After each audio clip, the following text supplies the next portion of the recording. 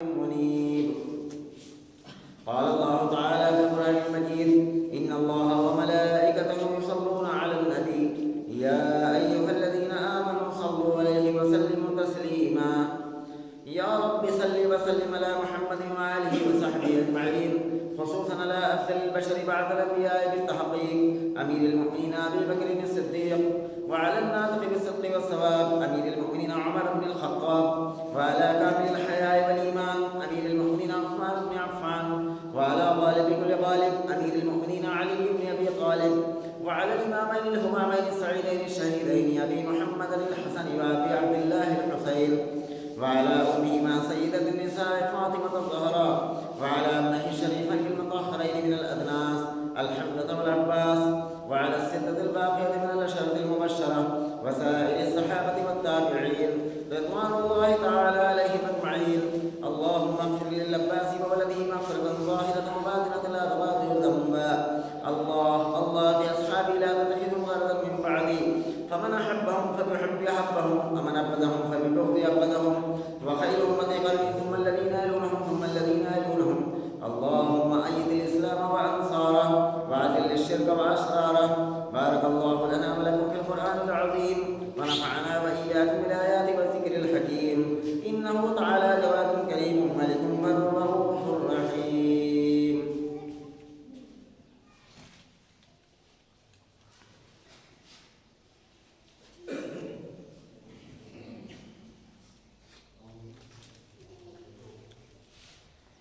إن الحمد لله نحمده ونستعينه ونستغفره، ونعوذ بالله من شرور أنفسنا ومن سيئات أعمالنا.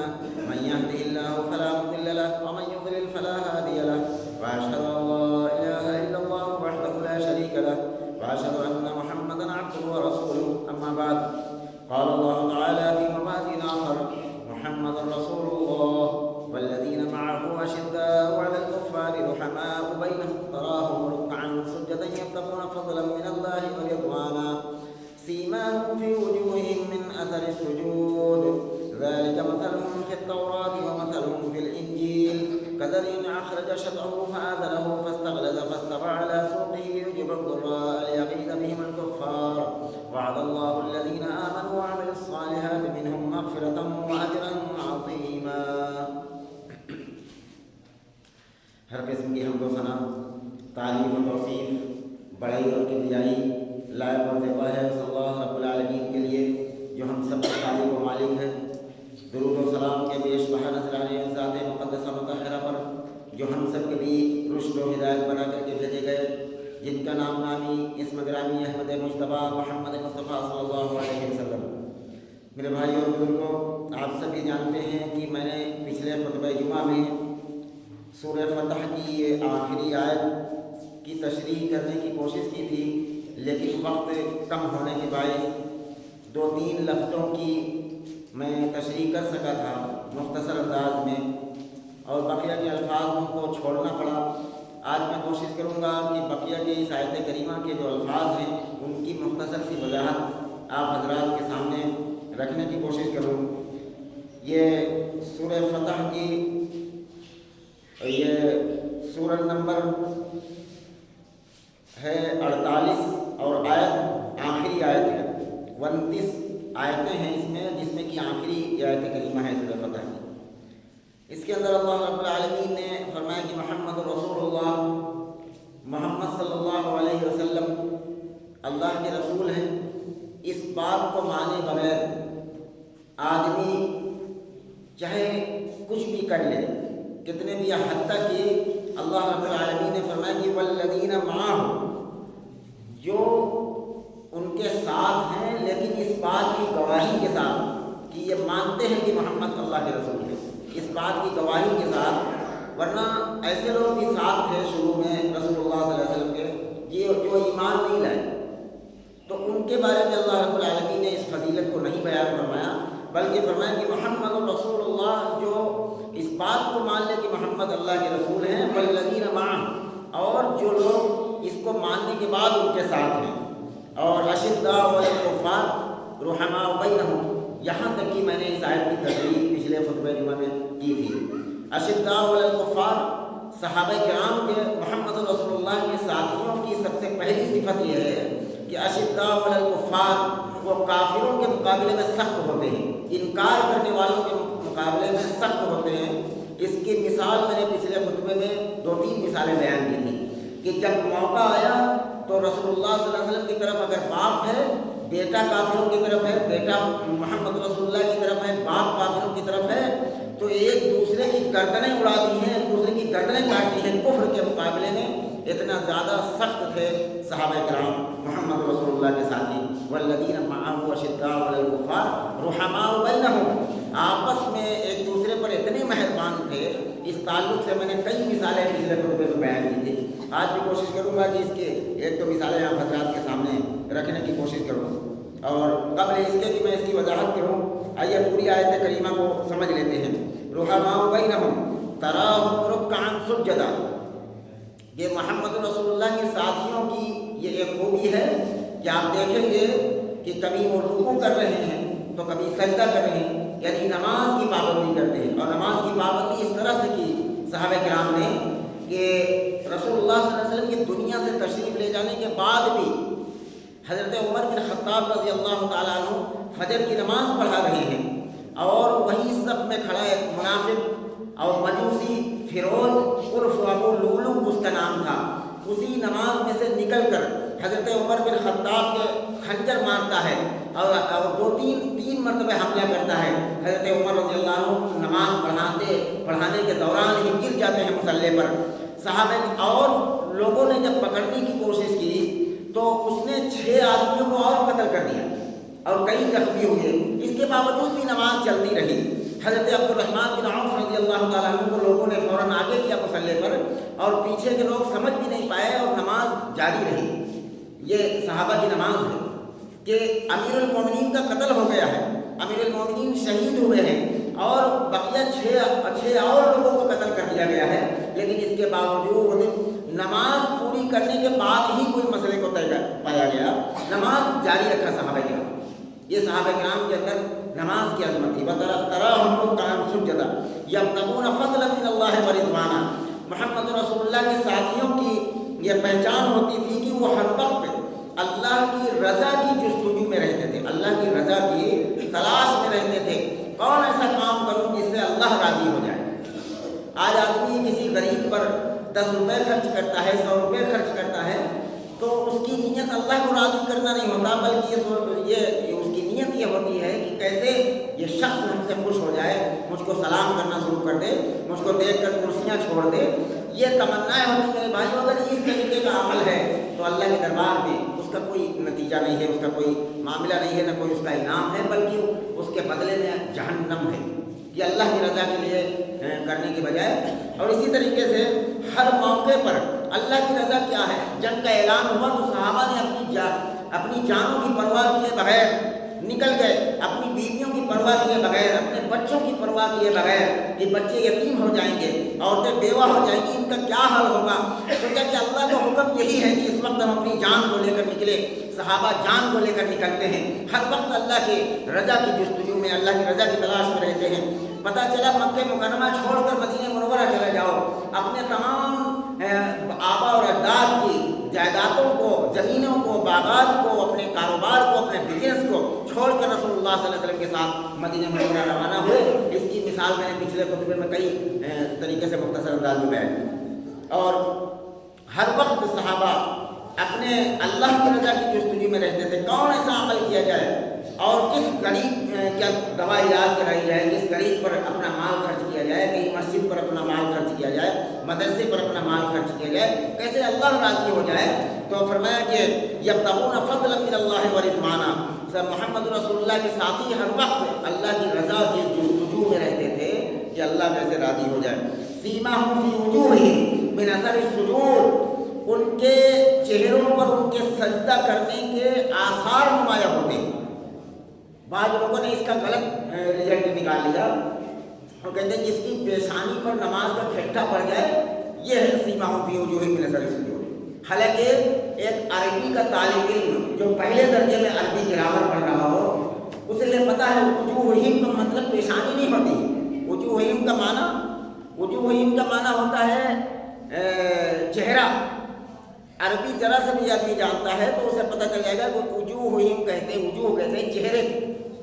فرمایا کہ ان کا چہرہ اس نورانیت سے نمودار ہوگا جو راتوں میں جاگ کر اپنے رب کے سامنے سجدہ کر کے روتے ہیں, اپنے رب کو راضی کرنے کی کوشش کرتے ہیں.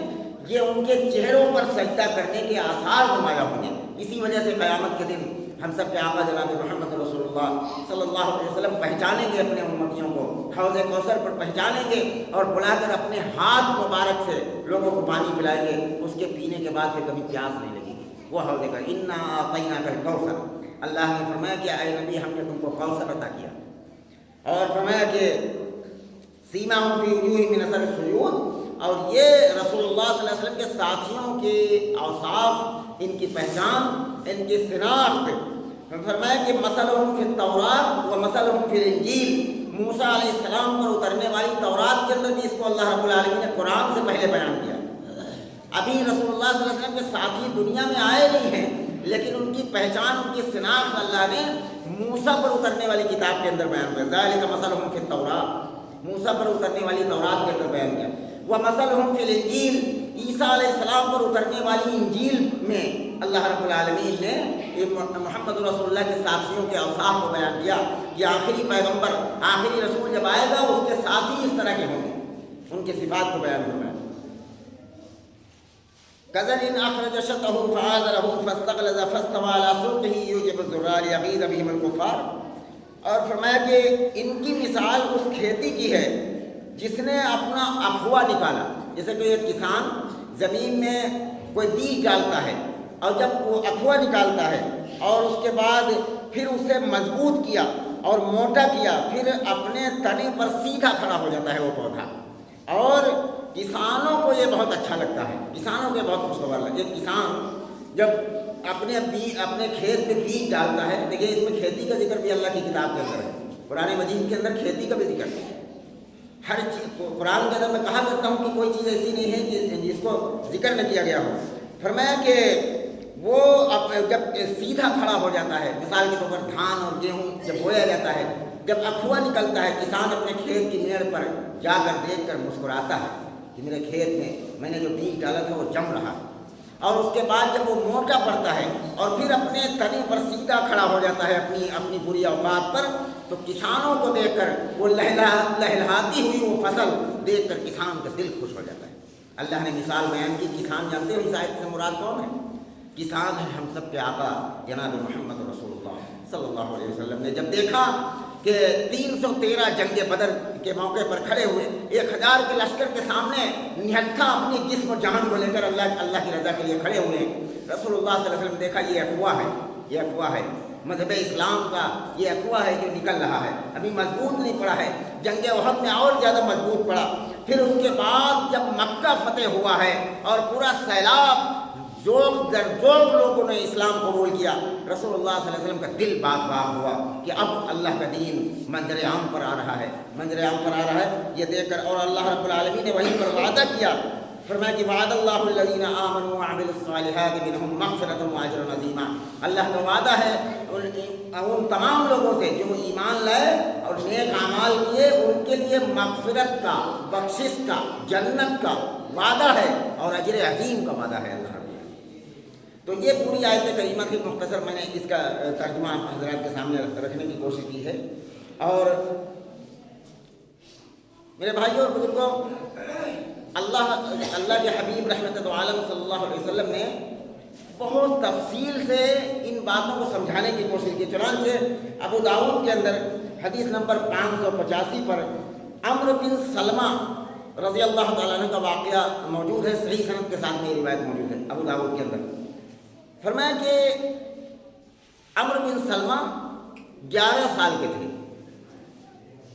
اور اس کے بعد یہ عمل کرتے کرتے ان کی عمر 13 سال تک ہوئی. 11 سال کی عمر میں قرآن سیکھا. تو عمرو بن سلمہ فرماتے ہیں کہ میں نے رسول اللہ صلی اللہ علیہ وسلم کے پیچھے نماز پڑھتے پڑھتے قرآن کا اکثر حصہ یاد کر لیا. میں نے کاش کہ اتنے غور و فکر سے اللہ ہم سب کی نماز کو بنا دے.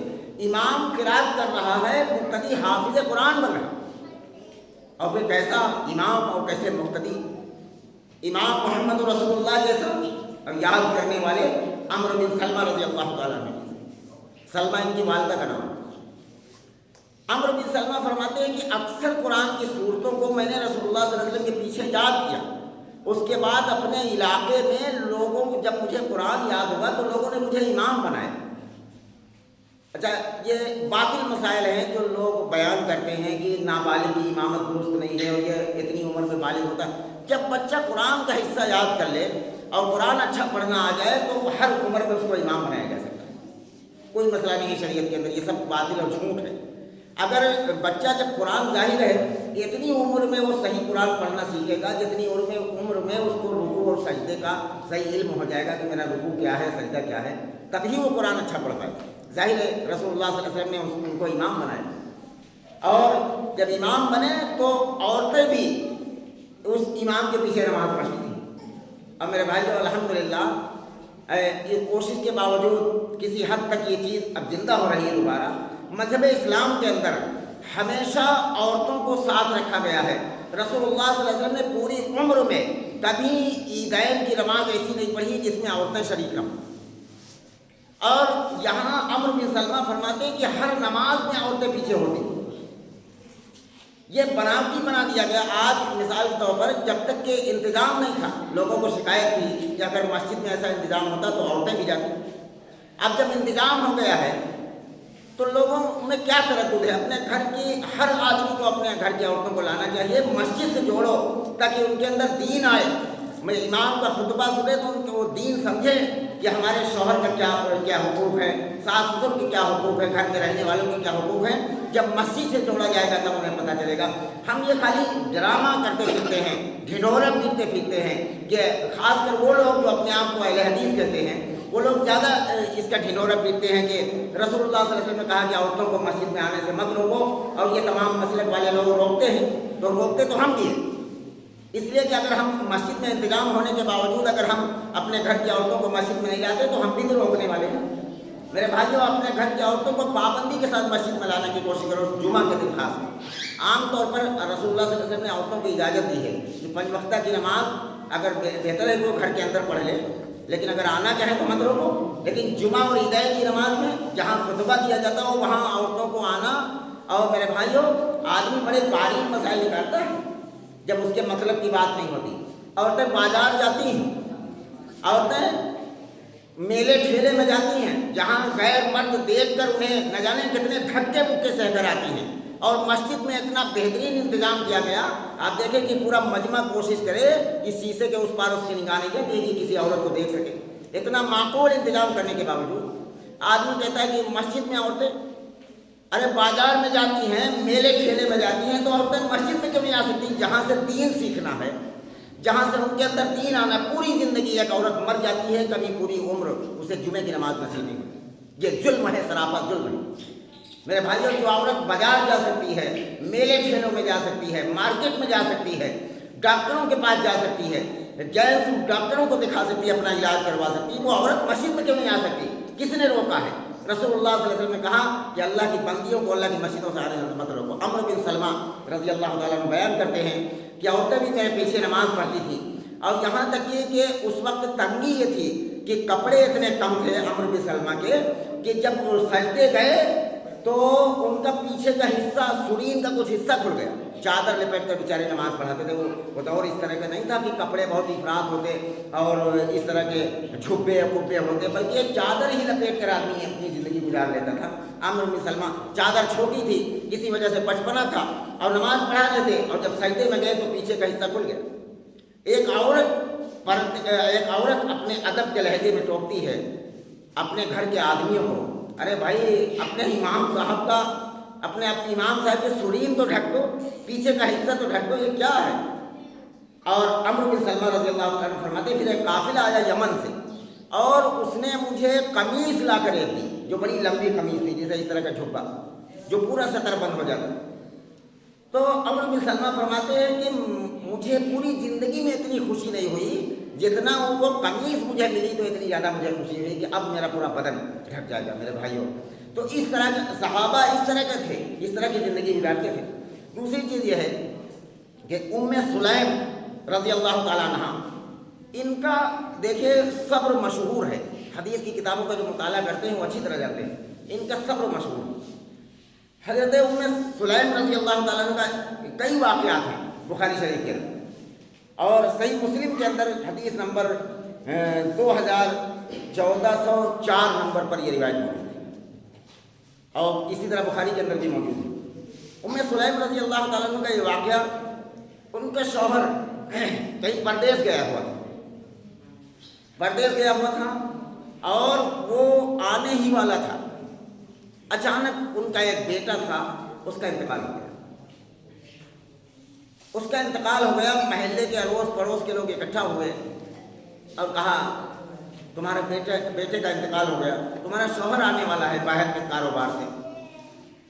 تو انہوں نے کہا کہ بھائی دیکھیے کوئی خبردار میرے پڑوس کا کوئی آدمی یا عورت میرے شوہر سے بات مت کرنا اس معاملے، میں خود بات کروں گا، میں سمجھتا ہوں اپنے شوہر کے دماغ کو، میں بات کروں گی کہ خبردار کسی کوئی بات نہیں کرے گا۔ کسی نے نہیں بتایا، بیٹے کا انتقال ہو چکا۔ اچھا، یہ ایک عورت کے اندر کس مدرسے سے یہ پڑھی عورت تھی جس کے اندر یہ تربیت ہوئی کہ شوہر جب باہر سے کاروبار کر کے، سفر کر کے، بزنس کر کے، دن بھر کی مزدوری کر کے جب شوہر گھر کے اندر آتا ہے تو اس کے دلی افکار کیا ہوتے ہیں، اس کی خواہشیں کیا ہوتی ہیں، ایک شریف عورت سمجھتی ہے۔ اس نے کہا، ام سلیم رضی اللہ تعالیٰ عنہ، کروڑوں سلام ہو ان کی پاک روحوں پر، انہوں نے کہا کہ میں خود بات کروں گا اپنے شوہر سے، خبردار کوئی اس کام یہ نہ جاننے پائے کہ میرے بیٹے کا انتقال ہو گیا۔ بیٹے کو چٹائی میں لپیٹ کر، اور یہ کوئی روایت صحیح بخاری مسلم کی روایت ہے، کوئی کہانی نہیں، چٹائی میں لپیٹ کر کونے میں کھڑا کر دیتے ہیں اس چھوٹے سے بچے لاش کو۔ اور اس کے بعد وہ جانتی تھیں، اور اتنی سمجھ عورت کے اندر کیسے ہوئی، مسجد نبوی میں جاتی تھیں عورتیں نماز پڑھنے کی، اور رسول اللہ صلی اللہ علیہ وسلم کا درس سنتی تھی، بارگاہ رسالت میں انہوں نے تعلیم حاصل کی تھی، تب ان کے اندر یہ دینداری۔ اور جب عورتیں نافرمانی کرتی تو آدمی شکایت کرتا، بلا عورت، ارے جب مسجدوں سے دور رکھا گیا عورتوں کو، ان کو دین کی باتیں سننے نہیں دی گئی، تو ان کے اندر دینداری کیسے آئی، ان کے اندر شرافت کیسے آئی؟ ام سلیم رضی اللہ تعالیٰ عنہ نے کیا کام کیا کہ اس بچے کو چٹائی میں لپیٹ کر کونے میں کھڑا کر دیا۔ شوہر آیا اور اس کے بعد راوی جو بیان کرتے ہیں، انہوں نے کہا کہ کھانا پینا تیار کیا۔ آتے ہی شوہر نے بچے کو پوچھا تو انہوں نے کہا کہ دیکھیے وہ جہاں بھی ہے بہت آرام سے، یہ ایک طریقہ ہے، نہ سچ کہا جائے نہ جھوٹ بولا جائے۔ مذہب اسلام کے اندر یہ ترکیب سکھائی گئی کہ جہاں سچ بولنے سے خرابی ہو وہاں بیچ کا راستہ اپنایا جائے، نہ جھوٹ بولا جائے نہ سچ کہا جائے۔ انہوں نے کہا کہ وہ جہاں بھی ہے آرام سے، اور اس کے بعد کھانا پینا کھا لیا۔ اب دیکھیے ایک بیوی اپنے شوہر کے غم کو کتنا ہلکا کرنا چاہتی ہے۔ اگر ایسی بیوی کسی کو مل جائے تو دنیا کی سب سے بڑی نعمت ہے میرے بھائیوں۔ اسی لیے رسول اللہ صلی اللہ علیہ وسلم نے فرمایا کہ دنیا کے اندر سب سے بڑی نعمت ہے نیک بیوی، جسے نیک بیوی مل جائے۔ جب نیک تلاش کیا جائے گا تب ملے گی نا، دیندار عورت تلاش کی جائے گی تب ملے گی۔ اگر اچھی شکل کی خوبصورت تلاش کی جا رہی، زیادہ مال لانے والی تلاش کی جا رہی، تو دیندار بیوی ملے گا۔ میرے بھائیوں اپنے آپ کو بدلنے کی کوشش کریں، ہم کبھی دیندار عورت کی تلاش کریں، علم والی عورت کو تلاش کریں جو گھر کے ماحول کو سدھارے۔ ام سلیم رضی اللہ تعالیٰ عنہ نے جب کھانا پینا کھا کے وہ اپنے شوہر کے ساتھ دوبارہ پھر پوچھا بیٹا کہاں؟ بیٹا وہ جہاں بھی ہے آرام سے ہے۔ اور اس کے بعد انہوں نے سنگار کیا، بناؤ سنگار کیا، بخاری کی روایت، اتنا میک اپ کیا، بناؤ سنگار کیا اپنے شوہر کے لیے، اور اس کے بعد پوری رات کو اپنے شوہر کے ساتھ ایک بستر پر گزاری۔ ہر دونوں میاں بیوی ملے بھی، صریح طور پر حدیث کے اندر بنا۔ اس کے بعد ایک عورت یہ سمجھتی ہے کہ جب کاش کہ اگر ایسی کسی کی بیوی ہو، وہ ہمالیہ پہاڑ سے ٹکرانے کے لیے ہر وقت تیار رہتا ہے، ایسا شوہر۔ کسی اللہ کرے کہ نیک بیویاں ہم سب کو اللہ رب العالمین عطا فرمائے، اور جن کی بیویاں ہیں انہیں نیک بننے کی توفیق نصیب کرے، اور نیک تبھی بنے گی جب دین کی تعلیم کے اندر۔ اب وہ بیوی شوہر کے غم کو ہلکا کرنا چاہ رہی ہے کہ شوہر باہر سے محنت کر کے، کوشش کر کے ہمارے لیے ہماری ضرورتوں کو پوری کرنے کے لیے۔ اچھا، اس سے یہ بھی پتہ چلتا ہے کہ بیویوں کی ضرورتیں پوری کرنا اور بیویوں کے تمام اخراجات پورے کرنا یہ ایک مرد کی ذمہ داری ہے، عورت کی ذمہ داری نہیں ہے کہ وہ کام کاج کر کے اپنے گھر کو چلائے۔ ایک بات اچھی طرح سمجھے، قیامت کے دن اس کی پکڑ ہونے والی، یہ عورت کا کام نہیں ہے کہ وہ محنت مزدوری کر کے گھر کو چلائے جب تک کہ شوہر زندہ ہے۔ وہ البتہ وہ الگ بات ہے کہ اگر بیوہ ہو جائے، شوہر کا انتقال ہو جائے تو مجبوری کی حالت میں کچھ بھی، لیکن شوہر کے ہونے کے باوجود یہ شوہر کی ذمہ داری ہے، مرد کی ذمہ داری ہے کہ وہ باہر سے کما کر لائے، اپنی بیوی کے اخراجات پورے کرے۔ یہ مرد کے ذمہ، یہ عورت کے ذمہ نہیں ہے کہ وہ کسی طریقے سے کام کاج کر کے اپنی آمدنی کرے اور وہ اخراجات پورے کرے، یہ عورت کا کام نہیں۔ حضرت ام سلیم رضی اللہ تعالیٰ عنہ جب یہ سب کچھ ہو چکا، میاں بیوی ایک بستر پر رہ چکے، اس کے بعد دیکھیے اب انداز دیکھیے، بارگاہ رسالت سے کیسی تعلیم ملی تھی صحابہ اور صحابیہ۔ کہا کہ اے ابو طلحہ، یہاں پر نام لیا اپنے شوہر، یہاں تو نام لینا آدمی سمجھتا ہے، بعض عورتیں سمجھتی نکاح ٹوٹ جاتا ہے، نکاح مضبوط پڑتا ہے نام لینا بیوی کا حق، اپنے شوہر کا نام لے سکتی، شوہر بیوی کا نام لے سکتی، کوئی مسئلہ نہیں شریف۔ کہا اے ابو طلحہ، یہ بتاؤ کہ اگر کوئی امانت تمہارے پاس رکھ دے تو اسے وقت پر واپس کرنا چاہیے کہ نہیں؟ کہاں رہے بالکل واپس کرنا چاہیے، کوئی امانت رکھ دے تو کہا کہ اگر وہ سوال کرے، اگر وہ امانت اپنی لینا چاہے، کوئی چیز تمہارے پاس گھر رکھ دے اور اس کے بعد وہ لینا چاہے تو اسے دینا چاہیے کہ نہیں؟ کہا ہے بالکل دینا چاہیے۔ تو کہا پھر اللہ نے جو بیٹا دیا تھا وہ بیٹا لے لیا، اب اللہ کی امانت ہے۔ میرے بھائیوں، یہ تربیت اور یہ انداز گفتگو، یہ انداز بیان کہاں سے حاصل ہوا؟ وہ عورتیں تھیں جو مسجد نبوی شریف کے کچے چبوترے پر محمد رسول اللہ کا درس سنا کرتی تھی۔ ان عورتوں کے اندر یہ مزاج پیدا ہوا کہ باہر سے آنے والا شوہر عورت کو کیسا دیکھنا چاہیے۔ انہوں نے اس غم کو ہلکا کیا، بناؤ سنگار بھی کیا۔ ایک آدمی کے اندر یہ خواہش ہوتی ہے کہ جب دن بھر مزدوری کر کے یا کہیں 2-4 دن کے سفر سے کام کاج کے معاملے میں چلا گیا ہے شوہر، 1 ہفتے کے بعد واپس آ رہا، اب اس کے دلی خواہش کیا ہے کہ میری بیوی سگی سمری گھر کے اندر موجود ہو اور مجھے مسکرا کر آواز دے، مسکرا کر میں سلام کروں، مسکرا کر جواب دے اور اچھے انداز میں گفتگو کرے۔ ہر آدمی کی خواہش ہوتی ہے۔